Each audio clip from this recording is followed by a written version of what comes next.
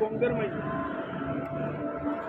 দিনে থাকবে বন্ধের মাঝে, রাইতে ঢুকবে গোয়াল ঘরের ভিতরে।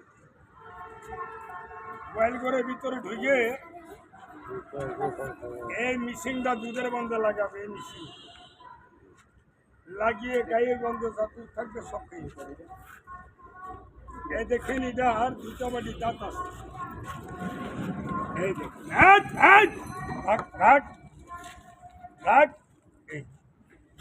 এই দাঁত দিয়ে যদি কামড় মারে বিষ নাই, এটা আপনার হাত দিয়েও ধরতে পারবেন। এই দাঁত দিয়ে যদি কামড় মারে জায়গা থেকে মাংস ছিঁড়ে ফেললে জায়গাটা পিছিয়ে যায়।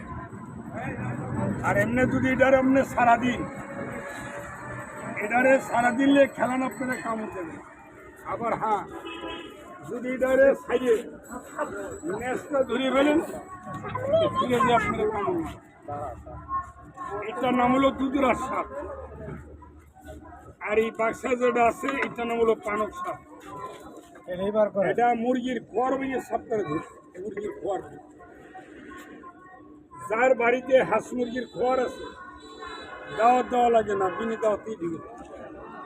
এদিকে জানা গিনি তবে দাদা সাপটা এলাকার না।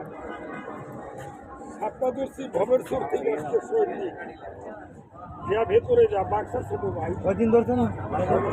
কয়দিন?